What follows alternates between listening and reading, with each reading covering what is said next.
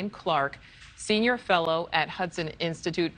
Brian, thank you so much for being with us. So there's these new indications Russia could be initiating a massive retreat from Kherson. It's the largest city that Russia seized during the war. How significant of a turning point would that be?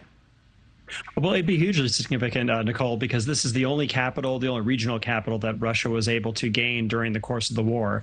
It's their one largest win in the course of the campaign. Also, Kherson is the land bridge to Crimea from mainland Ukraine, and so it gives Russia the ability to move troops and material from Russia proper into Crimea without having to go over the bridge that was recently destroyed by a car bomb or truck bomb that was probably planted by the Ukrainians. So it's very important to Russia to maintain that land bridge. It's also really important that they keep this very strategic location in Russian hands.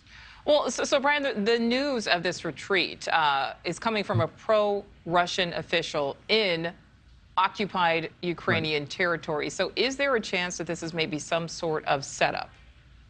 Well, there's a lot of misinformation going on back and forth. Both sides are using information operations to try to shape the behavior of the opponent. So there's something to be, you can take this with a grain of salt, essentially, because the reports I've seen have shown that Russia is collapsing its lines to solidify its defenses and fortifications and prepare for a potential Ukrainian assault, but that the Russians have not left the western side of the Dnieper River, which is kind of the big demarcation point in the battle for Kherson. So if the Russians move on the other side of the river, that means they've largely given up that key strategic center of the city, and they are likely to retreat.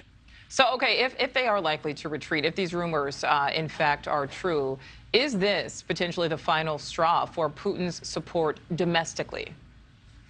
Probably not. I mean, I think there's still a lot of support for keeping the remainder of the eastern part of Ukraine that Russia has gained already, because there's a lot of resources there. It's also ethnically more Russian than the other parts of Ukraine. It gives them something of a land bridge to Crimea. So there's still support within Russia to keep that part of Ukraine that they perceive as being part of Greater Russia, and it's already been annexed, although illegally, by Russia. So there's going to still be support for the war, but I think this would be a big strategic blow if they were to lose Kherson in terms of their ability to sustain the effort going forward. All right. Brian Clark, Senior Fellow at the Hudson Institute, thank you so much for your time today, sir. Well, you're welcome, Nichole.